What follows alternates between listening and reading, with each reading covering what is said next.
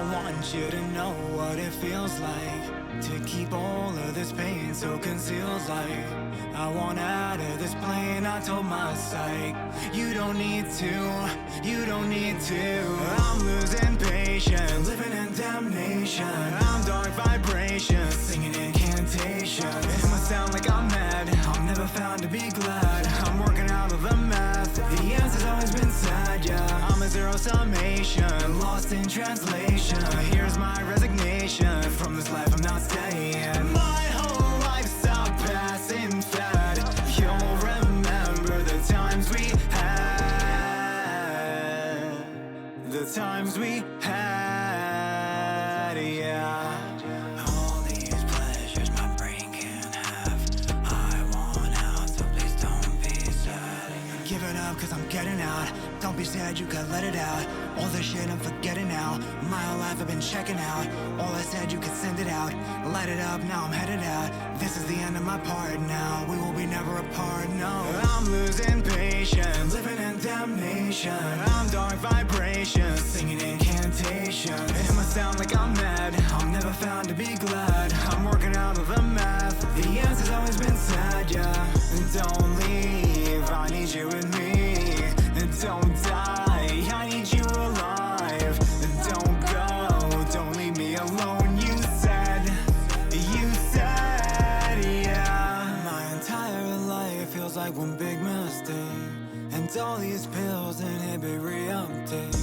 I can't arrive at any reason to wait. Take it one at a time, only take it one night at a time. And I don't care, cause I don't give a take. From this world so superficial and fake. In all your joys I simply cannot relate. Take it one at a time, only take it one night at a time. I say goodbye, it's getting late now. Please don't cry, oh no, I made it out. Say goodbye before I fade out.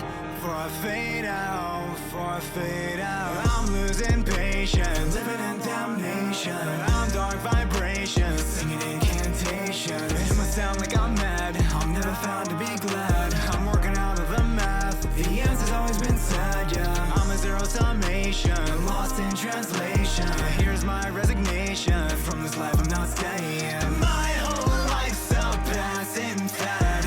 You'll remember the times we had, times we had, yeah. Let it out, all the shit I'm forgetting now. My whole life I've been checking out. All I said, you can send it out. Light it up, now I'm headed out. Hello everybody and welcome to the zoo. I'm the Rusty Panda and I'm here for you. Today we've got GipsonLens. Hello. I'm glad to be here. Super excited to have you today. GipsonLens and I are friends from real life now. We met at SwitchCon and As part of Nom's panel, Magic. yeah, Twitch shout out to Crazy Agent. who was in chat? Yes, still Oh, lurking, he was in but chat. we'll see Good. him. If I could do an easy shout out, then there you go. There you go. But yeah, guys. So if you guys have never been here before, what we do is we get 15 things the streamer likes and 5 things they don't. We go ahead and go down the Wikipedia rabbit hole. We find some new things we like, find some old things we like. All around, very good time. Highly suggest. Tell your friends. So we'll start here. Let me get out of that screen. So the first thing that I put up is piano. Yes. So I wanted to put that. I usually have like a spotlight item for people on the list that they put down. So like they'll give me the list of 15 things and I'll be like, that one describes them the best. So it was this or Magic the Gathering, but I figured piano would be more eccentric since that's what you've been doing so often now on stream, and you're so good at it. Thank you. You're so good at it. I absolutely love listening to you play when I'm in there. Let me turn myself down here. Turn down for what? Okay. Hopefully the levels are fine out there, guys. But that should be good. I should have fixed it. So we've got the piano. Tell me Yes. what is up with that. Tell me not what is up with that, but like why did it make your list? When did you first start playing? That sort of stuff. Yes. Well, I started playing, I guess around I was 5 years old. 5 years old. So it's been part of my life for a very long time now. So hopefully I like it if I'm still playing it. So so that's why it's on my list. Mm-hmm. I actually that I did start on organ first because Oh. that's what my sister started on organ, and that's what we had at the home. And we took lessons, but then very shortly afterwards we switched to piano. I guess everyone figured I don't exactly know why, but I figured it's just because piano's more popular, and then they decided to switch to piano. Right, like So who's gonna go out there and play the organ kind of thing? Unless you go it, in to play organ, you know what I mean? yeah. So like I I would say played organ for maybe only a year before switching to piano, and then took piano lessons for about I guess 6 years throughout elementary school, and then after that, I guess yeah, I stopped taking lessons. Also, I guess I also stopped playing for a little bit during high school, but eventually found my way back, and then once I found my way back, I haven't stopped. Aw, that's so cool. So, so your sister played, so that's why you started playing. Yes, yes. Okay. And also, plus, yeah, it's a thing that my parents want, you know, Oh, want okay. me to learn too. But I'm pretty sure I'd like, seeing my sister play and say, I want to play I too. want to do that as well. Yeah. So you learned on the organ. What other, do you know any other types of, I mean, the organ is pretty much close to the piano. It's just a different sounding piano, right? Um, Or is it got all the actually, extra keys and stuff? the one I had was I don't remember the name of the brand, but yeah, it's electric organ. Okay. It had two different, an upper keyboard and lower keyboard, and you could switch the sounds. But of course, the main difference is it has pedals. Right. So I just barely started learning how to use pedals when I had stopped playing organ. Oh, But okay. but that's the tricky part with the organ Uh, is not only you playing left hand, right hand, you're also playing with your feet. I mean, notes with your feet. that's true. And it's funny because I'm like, am I spelling organ wrong? Organ? Organ. Okay, I'm gonna just look organ piano. Okay, it's Hammond organ, pump organ. We probably want the Hammond one. I think Does that look maybe familiar? it was not exactly. It was some kind of electric organ, but I couldn't tell you what kind. I don't know But why. close enough. Electric organ. There or we or we go. could I just or couldn't we could just figure look it. out Okay. why it wasn't, doing that. But okay, so um, okay, here we go. So, um, oh, interesting. That looks interesting So right yeah, there. something like that. Yes, or maybe even the bottom picture, that bigger picture. Yeah. It's kind of more similar to what I. This mouse, don't worry about it. It's never going to be you. It's always going to be me. Maybe not that big, actually. Now that I look at it, that one has like three keyboards, I think. Yeah, that's That extreme. that's really big. What about like that one? Okay, that looks a little bit closer to maybe to what I had. All right, cool. Although I don't know if I see the pedals, but Oh, yeah, yeah. When it zooms in, it completely cuts off the picture because the way that I have Wikipedia done. Um, okay, so, yeah, it has the pedals. Is this? There you go. All the pedals. something like that. Yeah. Yes, the Yeah, pedal board. pedal board. I mean, that's crazy that there's so many different types of pedals. Like, I don't. Okay, so why is there so many different pedals? It just makes all different types of sounds, or like, what is this Well, necessary, or when it's the like, pedal board, it's just each one's playing a different note, similar to the piano or keyboard, oh, where so each pedal is a different note. So oh, you're usually playing bass notes with the pedal board. that's pretty cool. I learned something today. Um, and so you said right before you learned how to play pedals, that's when you switched out. Or just when I was starting to learn, yeah. Okay. Then I switched to piano. This So I is did. the exact freaking organ that my great grandmother had. Holy crap. It's like they took a picture from her living room. That's crazy because that's what I used to play on. Now, not Oh, well. I nice. just used to play on the sounds. My grandmas all Hmm. had pianos of some sort in their rooms, and I would just, tinkle on what sounded good. But that's literally it. What is it called? A full featured home Farsima Pergamon. Partisa. I've never heard of that brand. Farfisa Partisa. Pergamon. Huh. Well. Oh yeah, here we go. Vocal chorus Farfisa Pergamon. That's crazy. I didn't know they went into my great grandma's house like that. I'm a little angry. Uh, but yeah, because it says home organs from the 1940s, so I Yes. mean that's gonna be right up her alley. Um, now is I'm trying to figure out 1949, 1950, 1957. Whoa, that one looks weird. I'm trying to figure out one that you might have from the 1970s up. That's what I'm looking for right now. So we're at digital, modern digital. Oh, screw you, mouse.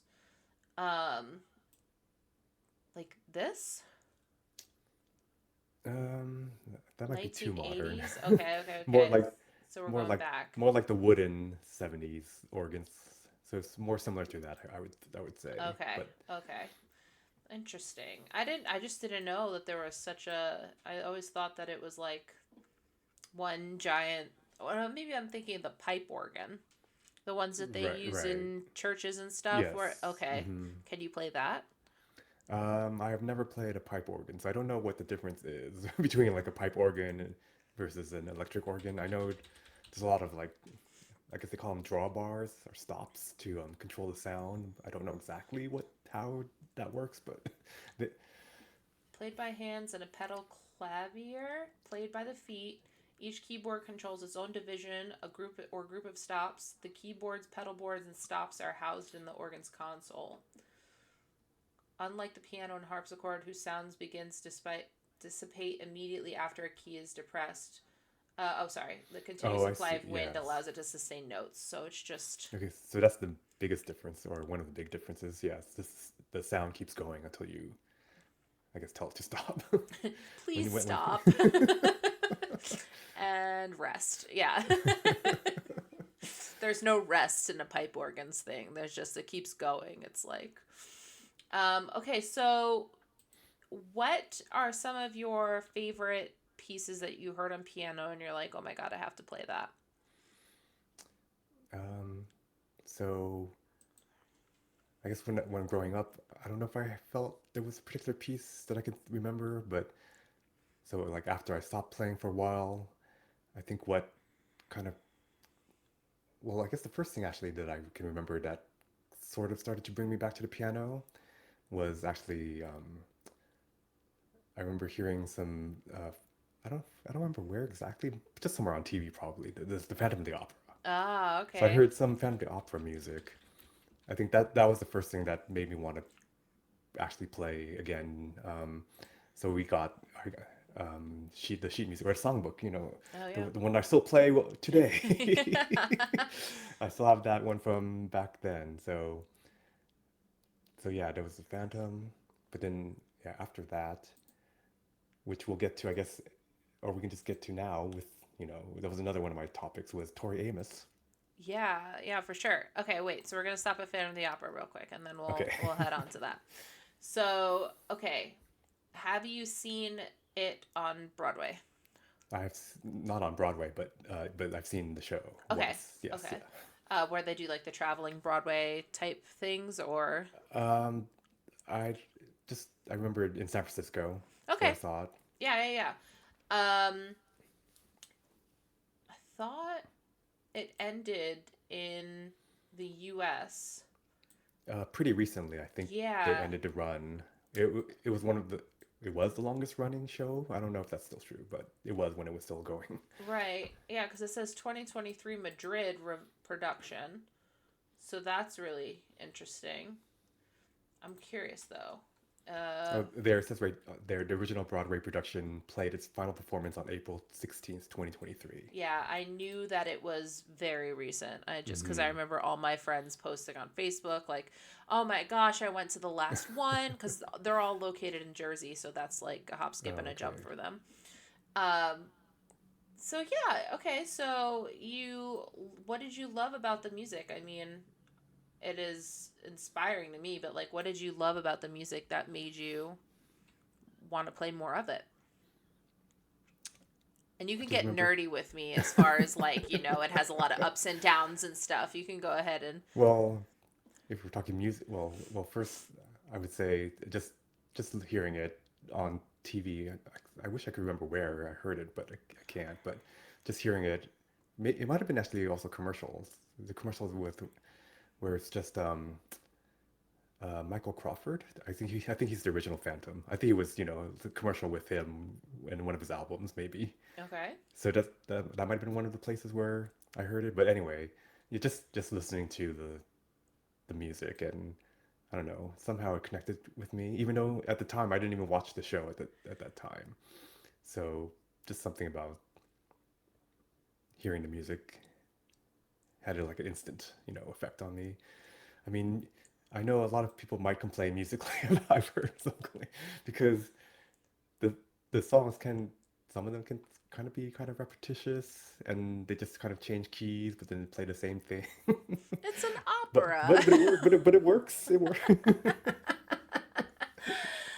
Yeah, no, I the second longest musical in West End or world history besides Les Mis, and third overhaul besides The Mousetrap, which, fun fact, I almost did in high school. But then I had a sore throat, and that turned into strep throat, and Oh, then I wasn't allowed to do oh it no. anymore. So, womp womp. We're not going to talk about the mousetrap. um, so give me another title that is kind of like in your formative years that you think helped you want to get more into piano again. Um, so yeah, it was Phantom.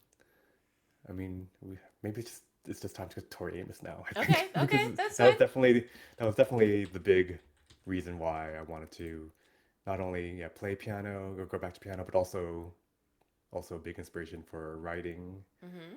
songwriting, and yeah, definitely play or when I play, I definitely feel like I'm channeling some Tori Amos when playing. It's so funny because the first time I heard Tori Amos, I thought she was like this young thing, blah, blah, blah. And it turns out that she's like this classically trained musician. But like, I thought she Hmm. was like a pop singer. Like the song that I was hearing, and I can't, oh, no, it's not a pop song. Silent After All These Years. That's Tori Amos, right? Yes, silent all these years. Yes. Yeah, Silent All These Years. And I heard it, and I heard it up to at the point recently. And I was like, oh, who's this new singer? Because like, I never heard her before. I was like 15, and so I thought it was like this Mm-hmm. hip new singer called Tori Amos. I'm not that cool. But okay, so tell me, like, why did she make your list? Like, tell me. So I guess I discovered her, I guess at the beginning of college, around that time. Um, I would say, yeah, in high school, I was still mostly listening to video game music, which is fine. I love video game music, Yep. but but I never found, I guess, other forms of music that I really liked. Like I tried, I mean, I did listen to like stuff that they would play on MTV or whatever, which was fine, but I never really, connected that strongly with that music. But then it was a friend in college that introduced me to Tori Amos. The first three albums, I guess, were released at the time. He just said listen to all of them, basically, and I did, and I loved it. So that's how I discovered, Tori.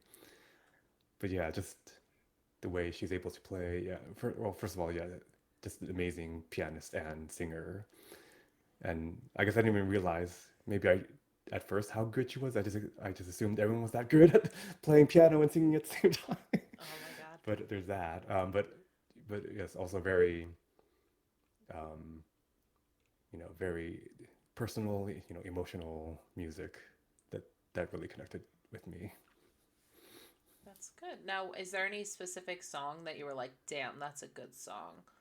I mean, there were a lot of them, so it's Well, I now, know, but but now I'm yeah. asking like top three where So you were like, like, if I'm making a playlist and you want to send it to me as somebody with a mixtape, but you only have 3 Tori songs you can send me, what are they? I mean, I think Silent All These Years would be one of them, the one Mm-hmm. that you mentioned. Um, Winter is another one of those, yeah, common choices, I would say, from fans. And I would the third one I would probably pick is Hey Jupiter Okay. from the third album. So I can't DMCA myself, but Yeah, right. I'm gonna take note of that. What is it? So what about Jupiter? Hey Jupiter. Hey Jupiter. Cool. I'm gonna look that up. Thanks. Learning more things. I'm curious. 1996 song. Hmm. And I guess it's interesting that the single is actually much different from the album version. So if Oh you, yeah. I don't know if I have a preference. I mean, they both work in different ways, I would say. And she's performed it in a lot of different ways. So when I play Hey Jupiter, I try to incorporate all the different versions I've heard, and there's a lot of different versions. That's like, and this is so not even the same relation as Tori Amos, but do you know who Something Corporate is? No, I have not They heard do a that song name. called Constantine, and I Uh-huh. tell you right now, there's like 40 versions of this song. And so I can, and I don't know which one I like best, so I can relate. So okay, so this is the singles and then the EP. And let me see. Oh, this fucking mouse. Okay. You're gonna hear it all night. I'm sorry. I gotta get a new mouse. Smart Female alongside Alanis Morissette and an atmospheric, Hmm. edgy ballad at ethereal and dark, um, adult contemporary modern rock. Nice. Where's? Oh wait, hold on. The accompanying music video of Hey Jupiter was worked on with was directed by Earl Sebastian, who worked with Bono, Madonna, the Fugees, and Missy Elliott. I did not know that.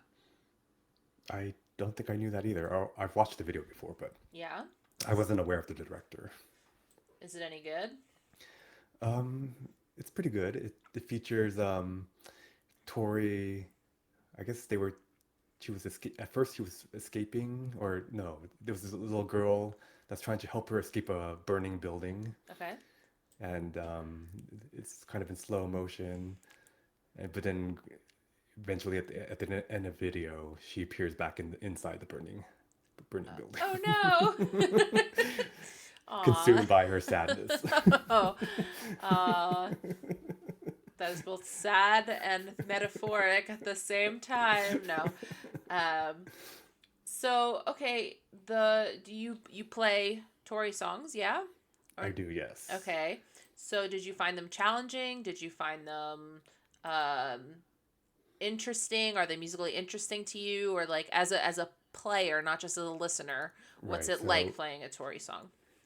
So when I was first learning Tori, I did get the songbooks. So there's some official songbooks. So I got the first three at first because that was the ones that were out at the time. Right. um, I guess at the very beginning, yeah, I was still relearning how to read from songbooks and relearning the piano. So it was tricky to learn.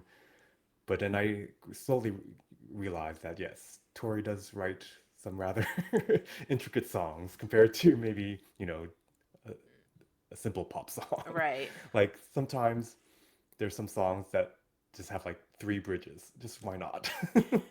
Just you don't need, one when one's not enough. Have to Two have three. more. Maybe I should start writing like that. I don't know. Make it interesting. That's funny. So yeah, there's definitely a lot of that. Yeah, like interesting bridges or like extended bridges, and some songs that just doing different things rhythmically, or some songs that are more, I guess, jazz inspired, which I'm still do not fully understand jazz. That'll I think that'll always be a thing for me. Vocally, and going and studying some vocal jazz in college, I still don't understand jazz. I was in a jazz band. I was a vocalist in a jazz band in college. And man, I had to like listen to the songs a lot. And then the jazz band Hmm. would play them, and I'm like, this isn't all what the freaking CD was Yeah, like. What yeah. the hell? And that's Right. jazz. That pretty much sums it up. Hmm. Hmm. Oh man, that's funny. Um, all right, so who are the Cockatoo twins? So, so the Cocteau Twins. Oh, cockatoo. I didn't want to say cocktail. I was like, it must be cockatoo. I mean, Okay. that is a common, like, I guess we say joke. You'll see some comics or Okay. something with cockatoos. And stuff. Okay. Oh, my But bad. but it is French, yes. It's like Okay. a French name. But Cocteau Twins, I would say, are my favorite band overall. So Scottish have to rock. be have to be on the list. Yeah. So I think I also discovered them around the same time as Tori, maybe a little bit later. It was around the whole time where college, friends, cooler friends who had better taste in music, I guess, were sharing stuff with me. But Cocteau Twins, I actually discovered on my own somehow. There, I don't know if you recall at the time there wasn't like a CD compilation called Pure Moods. Yeah. Do That's you remember weird. that? So I managed. I just happened to get. I mean, I liked what I heard, so I happened to get that album, and then they released other like Moods albums, like That's so Pure cool. Pure Moods 2, like instrumental moods, I believe. And on instrumental moods was a track by Massive Attack. I don't know if you know Massive Attack. They're like a '90s UK trip hop band. I guess they're famous for one of the early trip hop bands out there. Wait, OMG, crazy! I was not subscribed to you on YouTube. But that's how I became a Massive Attack fan, just in time for their 1998 album Mezzanine, which contained Teardrop, which includes singing from Elizabeth Fraser, who is the lead singer of Cocteau Twins. So Oh, that's how I discovered Cocteau Twins, because I heard that voice and I needed to hear more of it. I need to know who is this amazing singer. that's crazy. Yeah.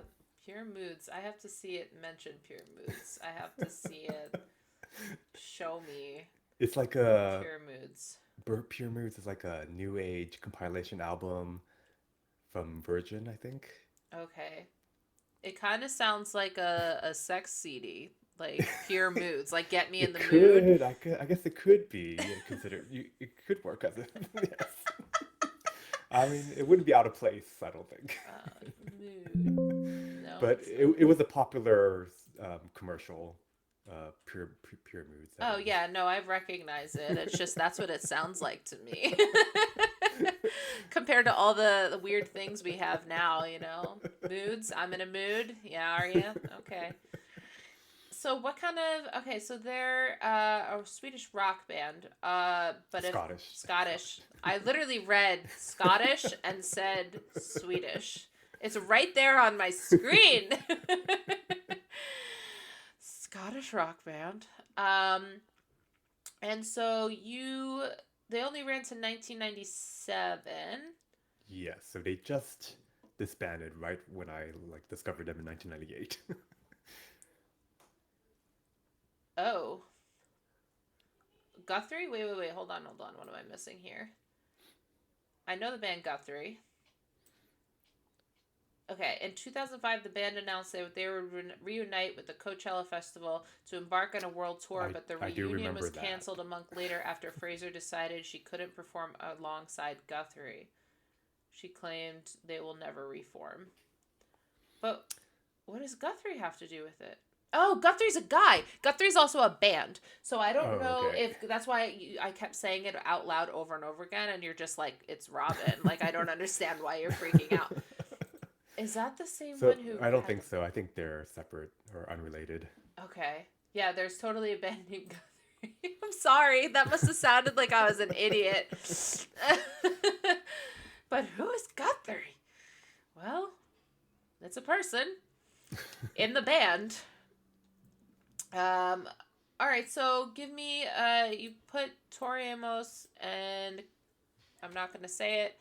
The twins, Cocktail Twins. Yes. Okay, I did it. And give me like a third or fourth band that was formative to you. Well, conveniently, another one's on the list called Godspeed You Okay, I Black. thought that was like a book or something because it sounded like a book or something. There you go. I believe it's the name of a Japanese film, but I'm not familiar with the film at all. But Okay. yes, this is the name of a Canadian band. I guess they're called post rock. The name of the, or sometimes just experimental, but Right. usually they're considered post rock. Which I don't know if you've heard that term before. Mhm. It's it just kind of means mostly instrumental, kind of Characterized by more focus on elaborate. textures, their traditional rock songs. Post rock artists are often instrumental. Hmm. So like what is it? What am I thinking of? The sky explosions in the sky. Yes, yes, they Okay. would also be considered Okay. post rock. It took me a while to get there, but I got there. Okay. So tell me more about this Godspeed. So I don't actually remember how I learned about them, but yeah, it's just another one of those bands where I heard, like one album from them and I was hooked. So I think the first one I heard was, I guess it was probably their first album and EP.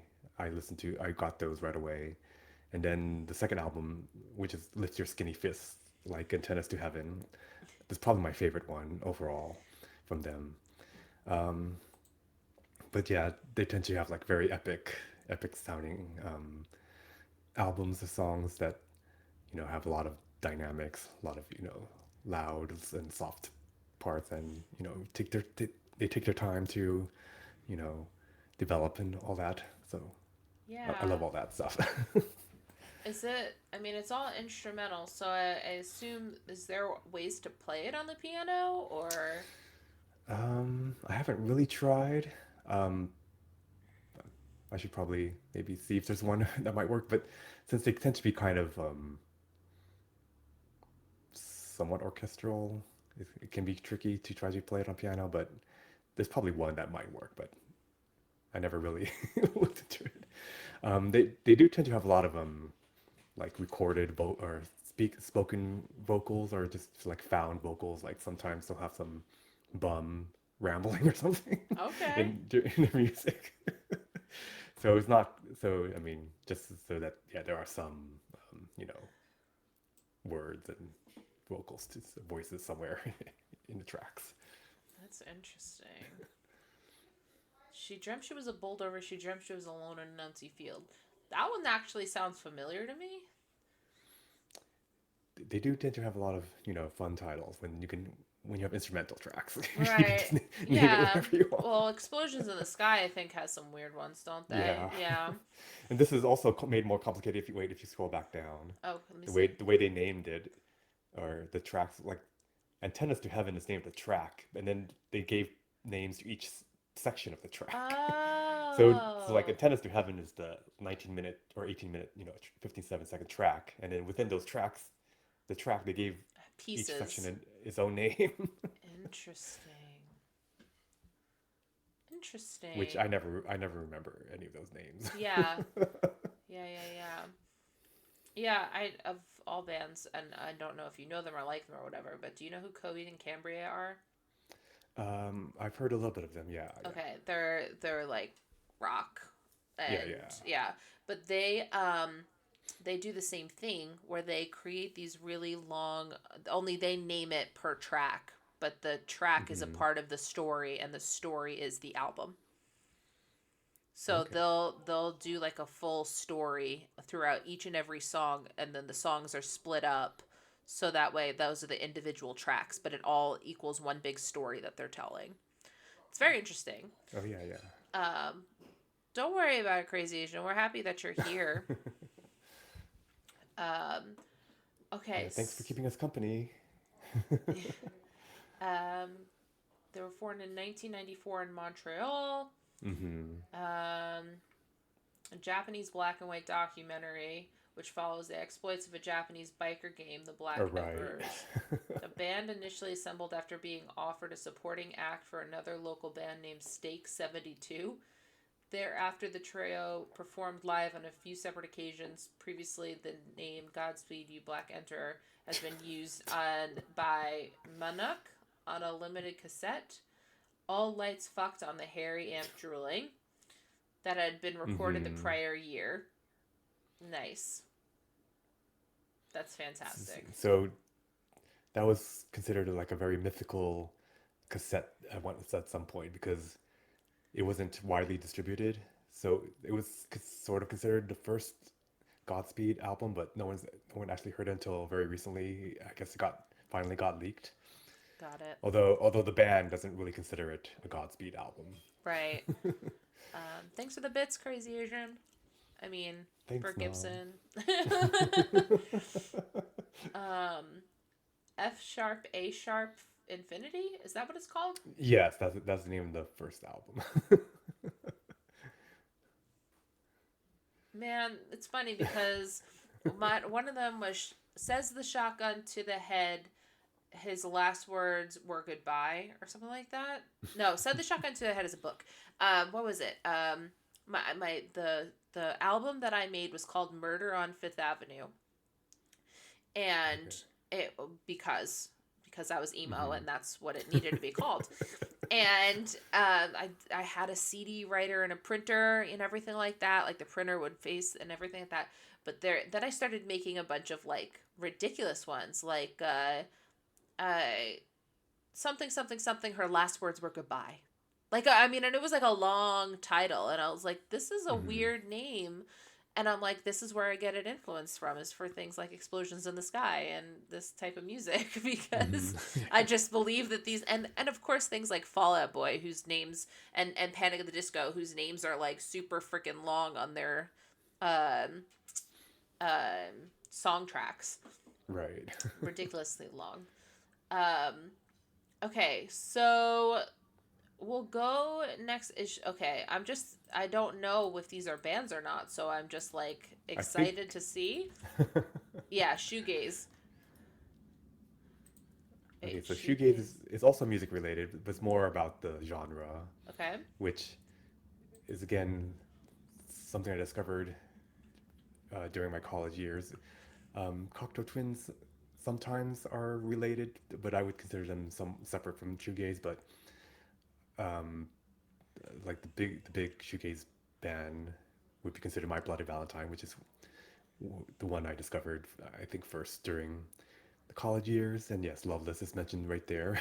That's considered the defining like shoegaze release, and it was the kind of album when I heard that it blew my mind. Yeah. Like I didn't know music could sound like that. Because it has a very unusual, or at least for me at the time, very unusual sound or unexpected sound, where very distorted sound or guitars, but also somehow beautiful in its own way, and very weird vocals where they're singing, but it's very like low in the mix. Yeah. So it's a very very interesting, and the sound I had not heard before. Like I almost thought that there was something wrong with my speakers, because I didn't think the guitars were supposed to sound like that. Yeah, shoegaze combines ethereal swirling vocals with layers of distorted, bent, or flanged guitars. Flanged? Flange. Yeah. Creating a wash of sound where no instrument is distinguishable from another. The genre was typically overwhelmingly loud with long, droning riffs, waves of distortion, and cascades of feedback. Vocals and melodies disappeared into the walls of guitars. And it said it was shooed away by the American grunge movement. Well, I don't know if it ever, gained that much traction in the U.S. in the 90s, Right. or at least I never felt it. It was always just grunge in the 90s, Right. here. Yeah, definitely the U.S. ate grunge for dinner. I think maybe in the UK it was s- somewhat more popular, but then even there it got quickly replaced by more, Britpop stuff. Britpop stuff like Blur, I guess, Blur, Yeah. Oasis, that kind of stuff. Yeah. So HuffPost Andy Ross claimed the coin shoegazing at a show on the September 3rd, 91, which featured Chapter House, Slowdive, and Moose. Moose sounds familiar to me. Because the band's members seen it as a slow trance by the footwear lurking semi-motionless beneath their low-slung guitars. Which is basically true. That is how they look like on stage. But I guess at the time it was supposed to be considered like an insult to Yeah. call them shoegazing, but then of course they claimed that Yeah. description. Sushi and the Benjis. But the idea is also supposed to be that they're so, into the music, concentrating on the music, that they're just in their own world. Right. That's the other idea about gazing. Yeah, that makes a lot more sense now. I did not understand why that was the way it was. Oh, The Cure? The shoegaze included Cure Velvet sometimes. Underground and The Like Cure. like kind of like I guess I wouldn't say, I don't know if direct Direct, influence. okay, as direct influences on shoegaze. Oh, I guess so maybe just they influences on. right. Even though they didn't necessarily sound that much like what you would think of when you think of shoegazing, but Yeah. definitely bands like Sonic Youth I see mentioned, and Dinosaur Jr. as other possible inspirations. Yeah, Dinosaur Jr. tour. That's so funny. American rock band formed in Amherst, Massachusetts, originally called Dinosaur. The band was forced to change its name due to legal issues. Of course. So they're Dinosaur Jr. Wait, I have to learn a little more about these guys. Hold on. So you knew who they were. I mean, you recognize the name. Yeah. I mean, at some point, I heard of some Dinosaur Jr. and Jay Massis, I think, is named the singer. He's still, churning out some music. Yeah, and they said that its years active is still to this day, 2005 to present. That's so funny. Wait, I have to hear about these legal issues. All right. Massis took Cosley up on his offer to release an album on Homestead, and Dinosaur recorded their debut album at $500 at a home studio. In their debut, it was 1985. Okay, I don't care about all this. The album didn't impact commercially and critically. It sold about 1,500 copies. After the record's release, Dinosaur would open drive to New York City to perform at shows. Come on, help me out here. I want to know. All right. I'm just going to look at legal. Name change. Immediately following the release of You're Living All Over Me, a supergroup called Dinosaurs featuring ex-members of Country Joe the Fish, Quicksilver Messenger System, Hot Tuna, Grateful Dead, and Jefferson Airplane sued Dinosaur over the use of the name, prompting the addition of Junior. What? What combination is that? Hold on. I've never heard of that supergroup. Called Dinosaurs. Bay Area supergroup, no less. That's where I'm from. Right? Okay, wait. So Jefferson Airplane, Quicksilver Messenger Service, Big Brother and the Holding Company, Country Joe and the Fish, and then Grateful Dead. I can see why they were called dinosaurs. Even at this time in the 80s, I think they were already dinosaurs. Wow. That's so weird. They basically did nothing, though. I don't recall them at all. Yeah. Discography, 1988, and then Friends of Extinction, 2005. I mean, Dinosaur And Jr. sounds like a better name anyway, in my opinion. Oh, see, so Wikipedia rabbit so it worked holes. out. Yeah, worked out after all. That's how this happens. All right, so, is this a band or do you just hate acronyms? I just hate. Yeah, if we're going to the dislikes. I had to. I Had to I add hop back and forth. You'll get it. There was just something when when I was thinking about dislikes for Mm-hmm. this, that very recently there was like people just kept using acronyms, and I was like, I do not know what you're talking about. What is this? What is WTF, Gibson Lens. this? And I think I wrote it down. So let me see if I can wait. Where did I put it? So I wrote down which acronyms were annoying me, or like more recent acronyms that people were using that I could not figure out unless I looked it up. Yeah. So there was a FTE. Have you heard of FTE? I already forgot what it stands for. Okay, wait. For the entertainment. Is it in regards to music? It's like business related. Further, no. What is it? I already forgot. I'll look it up. I'll have to look it up too. It might be on Wikipedia. Full-time equivalent. Oh, of course. So it's supposed to represent The full-time the amount of equivalent. time, Right. yeah. But I guess it's some fancy term to, so you can compare like part-time worker with full-time Full-time worker or something equivalent. like that. Right. Okay, But- give me another one. And then another recent one was KPI. In a terms to what? I think this is also business related. Okay, KPI. Yes. Something per invoice? Something per something. What is it? I also forgot. Wait, I'm trying to. Let me see if I can remember. Known. Was it known? I can't. I already Known forgot. person of interest? No. Key performance indicator. Oh, key performance. Oh, I should have known that. Yeah, but it's an acronym, so. That's funny. And then a one that's less pleasant, but I still didn't know what it meant. But I Okay. saw it recently was KYS. KYS? Yes. Kiss yourself? Not that pleasant. Oh. You're close. You're pretty close though. You got part of it right. Kick your. Getting closer.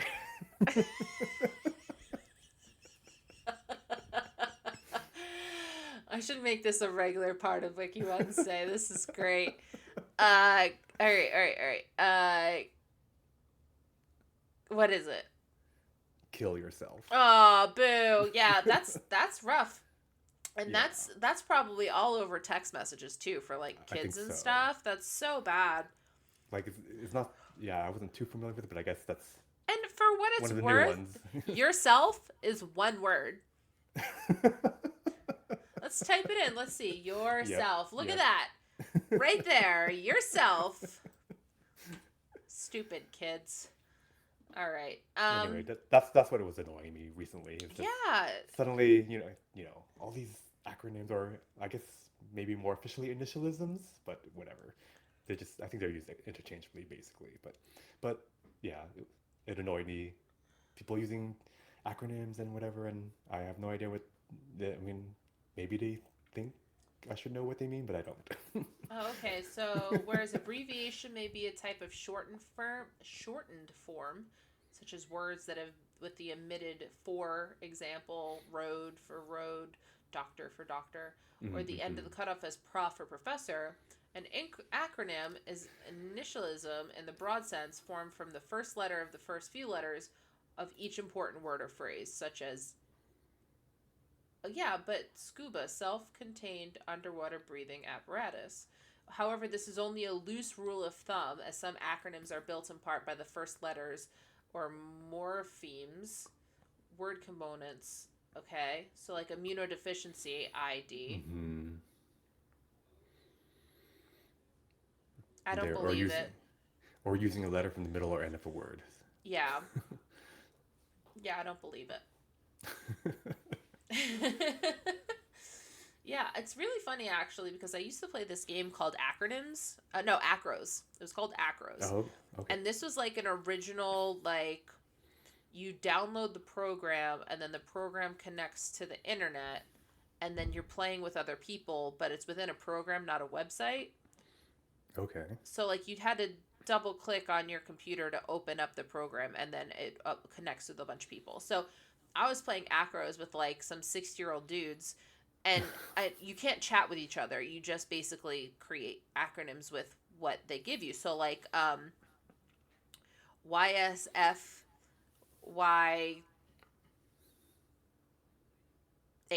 So, like, I'd be like, okay, this would be funny. You're so, I already forgot the letters that I gave you, but like, you're so funny. You you're hanky. Like, I don't know, like anything like that, but it would try to be like funny or whatever, like something would, some people would vote on. They would upvote yours, and then you play the next round.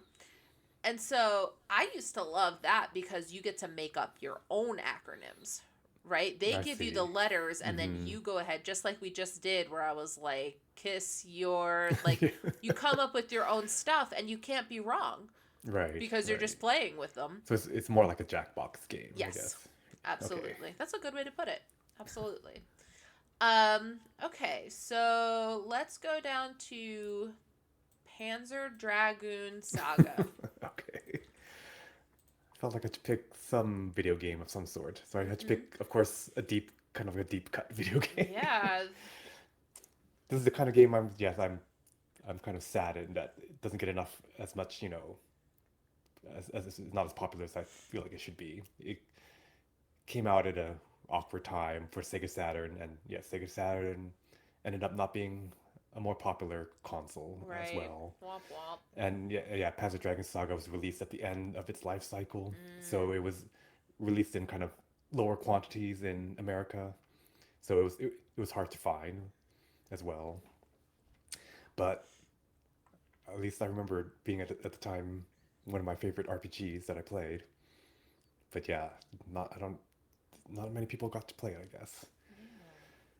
But yeah, it was a Sega RPG, and I think they made it because, you know, PlayStation had their Final Fantasy VII at the time, so Right. Sega wanted to make their own RPG to kind of compete with Final Fantasy, and then they decided, yeah, it would be Panzer Dragoon Saga, which was interesting because the first two Panzer Dragoons that they made were completely different games. They were just like on rail. They call it on rail shooters, where just it's automatically flying around for you, and then you shoot the enemies. Oh, like the duck game, where kind of like you're like moving, or what is that I called? think Deer hunting or whatever.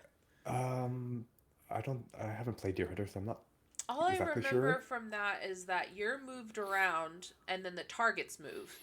But Okay, you're the so one it's being probably moved closer to around. that, yeah. So Okay. yeah, games like I guess well, I guess Duck Hunt didn't move, but what other, like Space Harrier sort of counts. What other games? Virtua Cop? I don't know. These are Yeah. like Sega games that I'm Sega thinking games. of. Yeah, yeah, yeah. There was another one. Isn't it like where they bring you through dungeons and they like don't really move you around, but you still have to hit the targets. I'm Hmm. trying to think of what that game is called, but it's okay. Let's tell me about this Okay. game. 'Cause it can...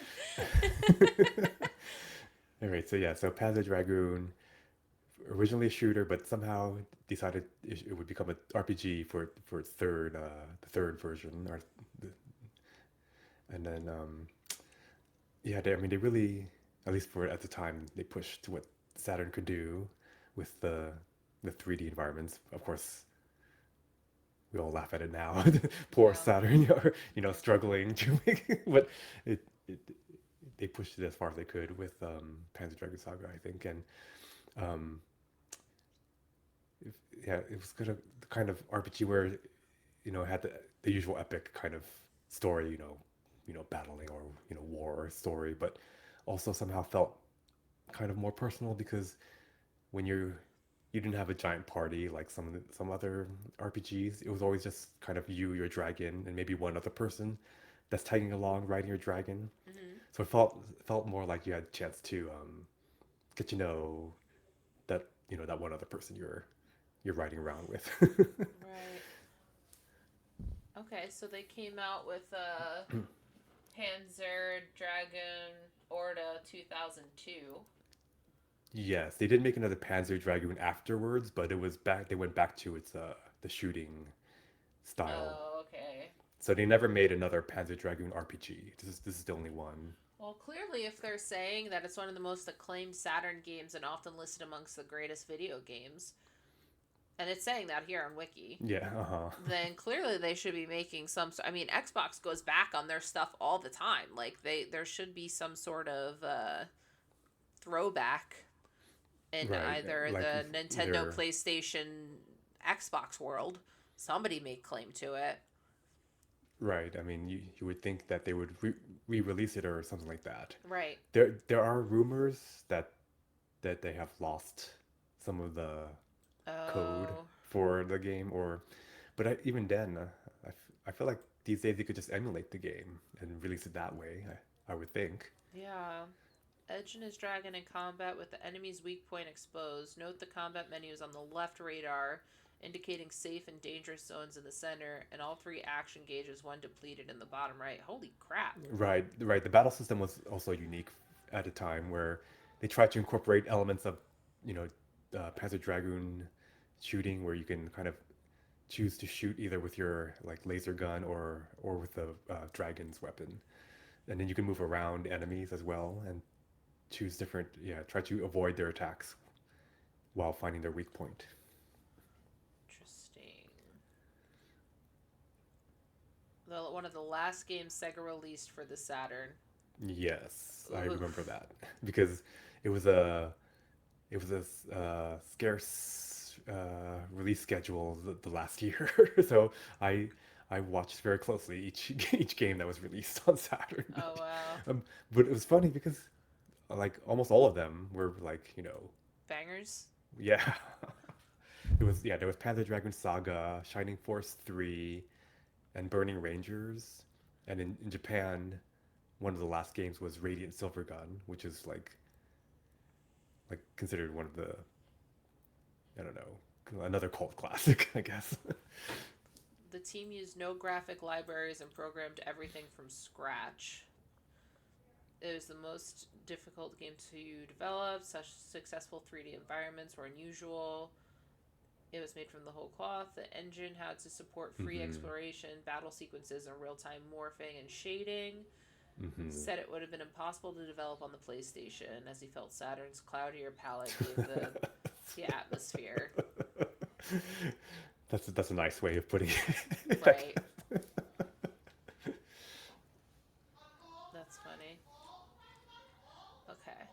So the next one.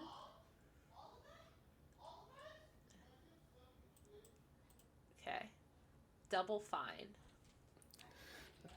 All right. So this one I had to, I wouldn't call it cheating, but I had to mention Double Fine because I work at Double Fine. Oh, Double Fine Comics. No, the video game developer. Oh. Yes, Double Fine Productions. Yes. Okay. Yes, pat yourself on the back for this one.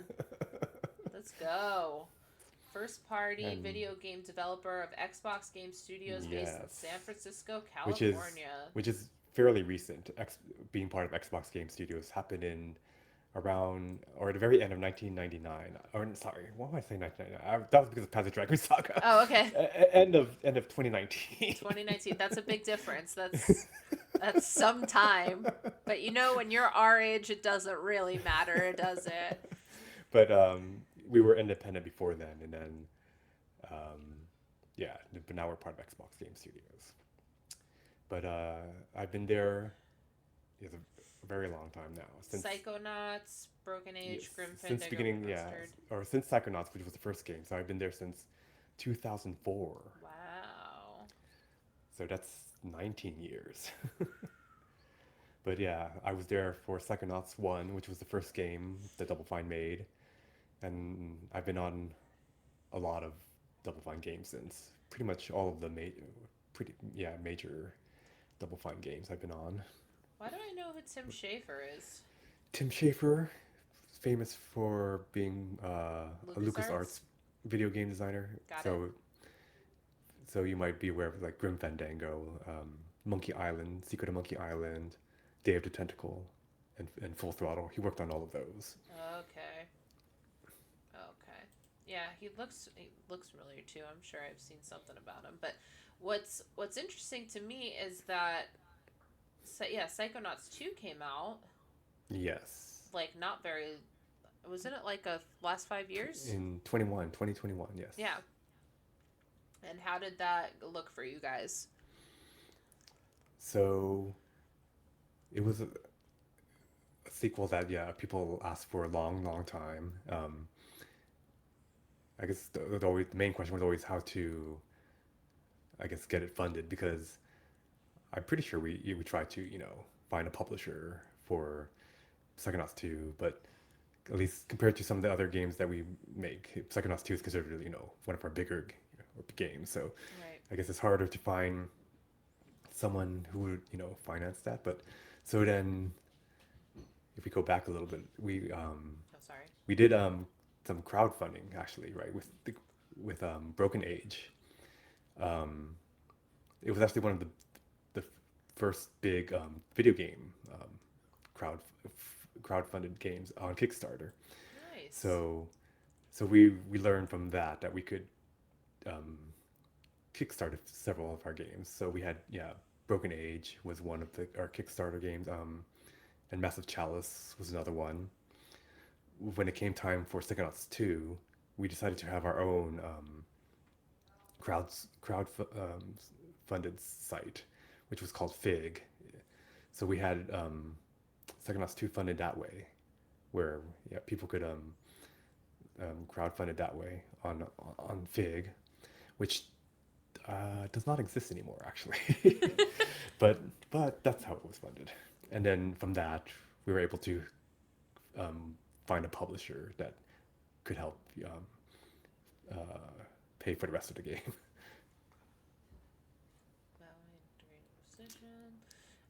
Okay, so tell me about the acquisition. Acquisition? Acquisition. There we go. So at the time, yeah, it was, yeah, Microsoft came to us, I believe, asking about it because they were looking for more studios to join them, which I guess they're still have been in that process of finding studios. Um, I think it just worked out. I mean, I don't think we normally, I guess, didn't think about being acquired by anyone, but apparently, I mean, it was a good deal because Microsoft kind of, or they call it limited integration studios when the kind of studio that we would become, which means that they basically just let us do our own thing, which is what they wanted, right? They want Double Fine Right. games because I guess in the past maybe they've learned maybe a few lessons about that. I guess I'm trying to remember which one. Well, anyway, let's not get into that part. But yeah, we talked to other studios who were acquired recently at the time, and they said it went well. So we felt like it was a good opportunity to be part of Microsoft, and which means no longer having to worry about money, which is always an indie company concern. Yeah.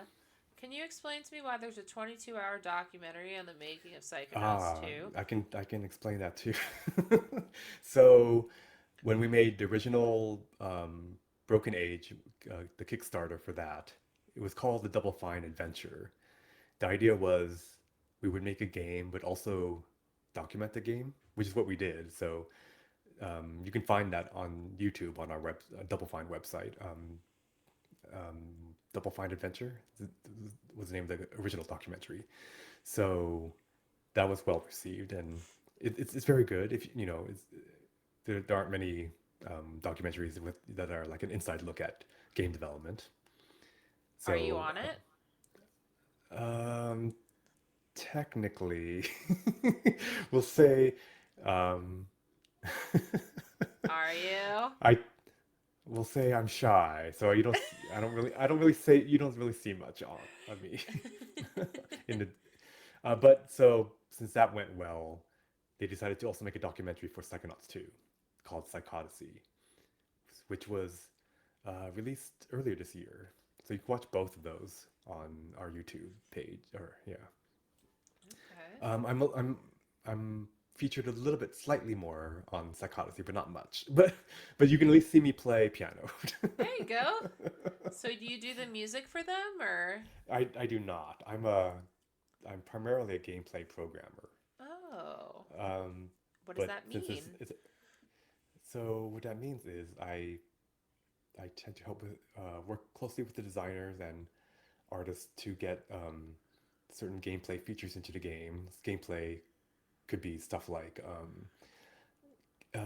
characters or enemies, character AI, or puzzle scripting.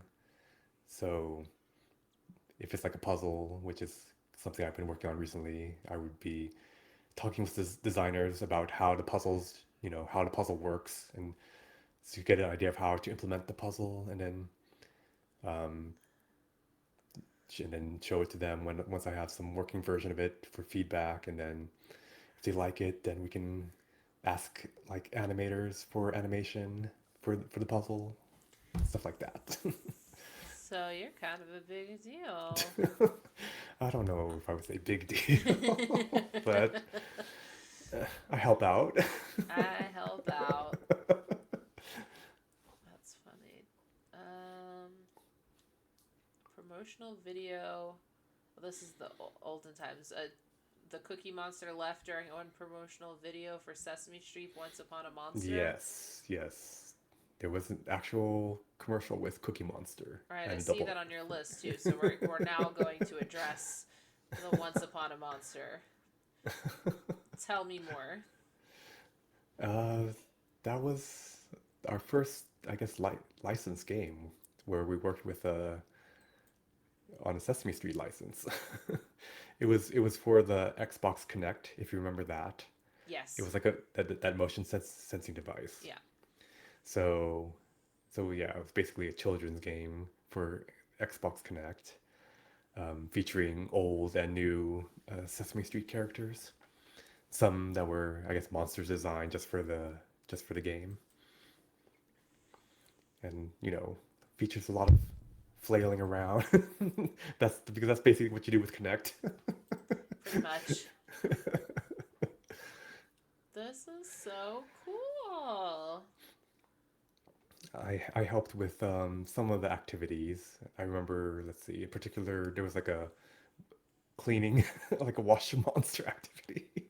So you have to, Right. sponge, sponge the monster. Yes, that's amazing. I also helped with some of the automated testing with the game because you could actually record like footage of people playing Connect. Mm-hmm. So you can play back the footage so that it would recognize them, waving or whatever. Mm-hmm. So you could play back those videos and then have it like respond to and then the game would respond to those videos, and then you can use that as kind of like input to play the game. This is so freaking cool. Oh, and look, there's my name. It's okay. My name is Bert Chang. Oh It's my actually God, look there at it is on you. so I am on Wikipedia technically. Look at you. Which is funny because I don't know how credits work on Wikipedia. It always feels like they're random which credits they decide to show up, have on the page or not. But in this case, they decided to show all the programmers.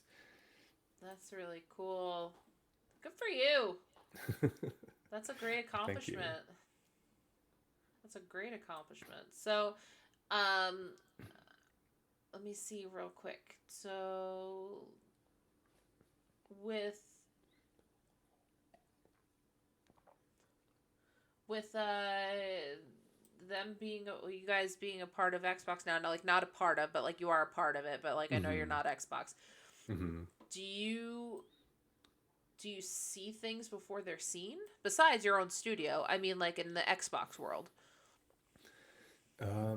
A little bit. I mean, I don't see it too much since I'm not. I'm more still just focused on making Double Fine games, but Right. other people like like Tim Schafer or some of the other I don't know, higher ups. Right. When they have meetings with Microsoft, they get yeah they get they get told some of the future future stuff in the works. Oh my god, you guys, wait, this first such game created a Scapegoat 2? So that was one of the games we published. So it wasn't a game that Double Fine made in house. Okay. It was it was a time where we would help publish some indie games. Like So Gang Beasts. Escape Go 2 was the first one, and yes, Gang Beast was one of them. Um, when we did get acquired, um, uh, Bone Loaf, the developers of Gang Beast, decided to self-publish Yeah. Gang Beasts. Yeah. Okay, wait. So we've got But some... yeah, Gang Beasts is definitely our most famous published game. Let's see. Or, It's 2002 games published.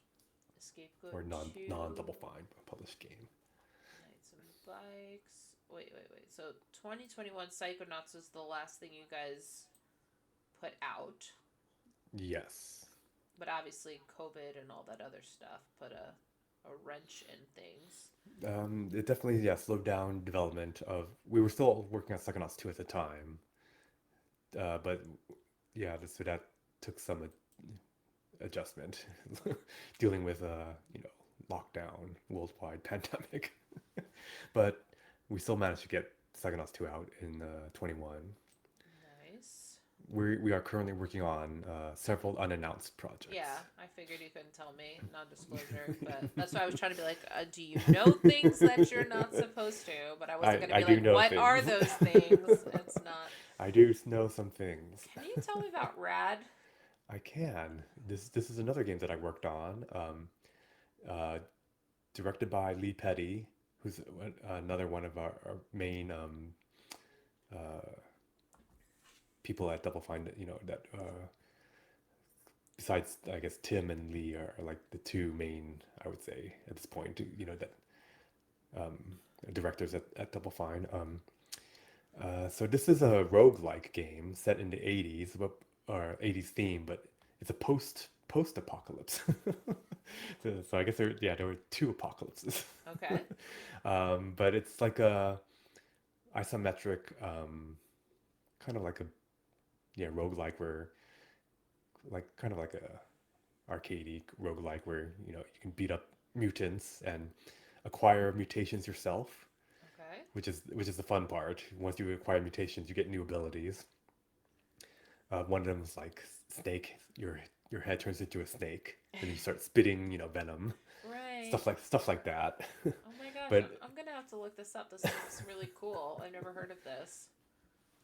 But then in usual roguelike for fashion, if you die once, then you're dead and you have to restart. But you have a health bar, so you can find health to restore your health or meat and stuff. Right. Well, shit. Good job. Thank you. And that was also, well, actually, I guess it was the second game we released on Unreal when we switched to Unreal. Mm-hmm. How do you like Unreal? It was definitely a long adjustment because there's a lot to learn in Unreal. Previously, we had our own engine at Double Fine, but as you can imagine, being like a fairly small studio still, I mean, even though we're part of Microsoft, I think we're still only like at around 70, which is like medium size, I guess, but still Right. pretty small for. But anyway, it's really hard to maintain your own engine, and every year it gets more and more complicated. Yeah. So and then a lot of the people who worked on the engine kind of left, which made it harder to maintain. So Right. that's when we decided we had to switch to some other engine, which basically at the time, I think really Unreal and maybe Unity, I guess were the main two options. Mm-hmm. And then we went with Unreal. And yeah, it's just, I mean, it's fine now, but yes, it was definitely a very Big long learning curve. Yes, Yeah, yes. for sure. Okay. So wow, this has been enlightenment here. This is whole new things about you. Um,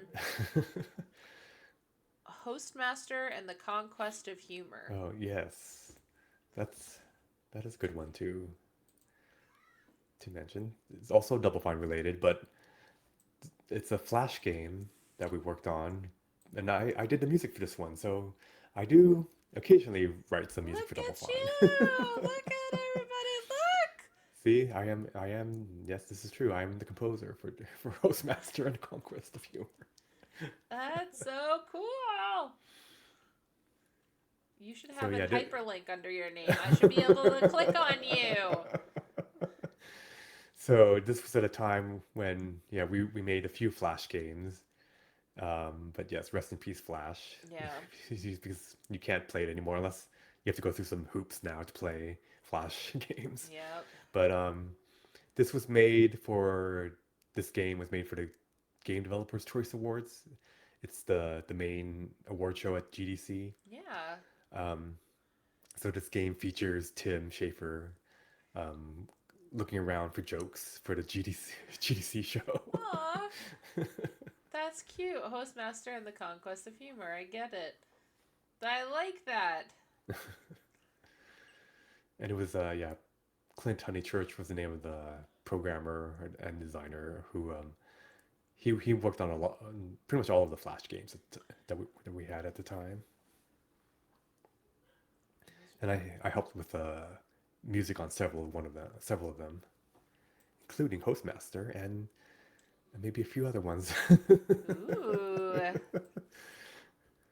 Are those like he shall not be named, or like No, you can't name them later? Or we'll get to them. I think. Oh, go ahead. Name the next one. I'm ready. Tasha's Game. Okay. And oh wait, it might be just those two actually. Yeah, Tasha's Game and Hostmaster. Look at you, composer. Yep. You have to have a link. I will petition Wikipedia. That's great. I know. The So Flash yeah, puzzle. so this was the first game that I worked on where I made some music for Double Fine. Best casual gameplay of 2008 nomination. That's cool. And then I worked with someone else, who composed named Raz. We call him Raz Malfian. Who's an artist on Psychonauts and Brutal Legend. But he also had some songs lying around, so he contributed them to this game. I helped chiptunify them. Okay. So not only did I compose some additional songs for this game, I helped make Raz's tune sound more 8-bitty, Right. 16-bit, whatever you want to call it. He currently is a concept artist at Oculus Yes, VR. yes, he did Oof. go to Oculus, and that's where he still is, I believe. Dang. That's huge. Okay, so now continue. Webcomm Tasha Harris was hosted at the Double Fine's website when she worked there and is now continued on her personal blog. A platform game and a puzzle game. Mm-hmm.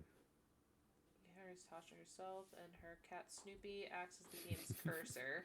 The object of the game is to free various members of the Double Fine team and of Tasha's family by running and jumping across obstacles, as well as using various power-ups along the way.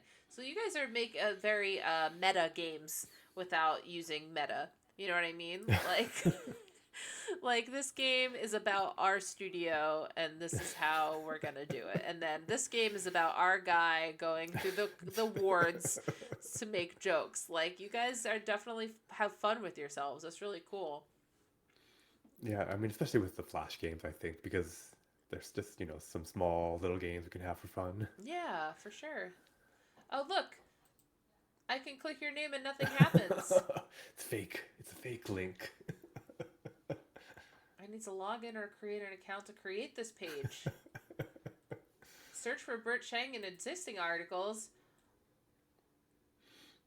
There you go. Tasha's Game. There's Conquest of Humor. Sesame Postmaster Street. and Look, it Sesame knows Street. you already. Like, it knows that you want to be a page. It knows. That's funny. Your face, it's all red too.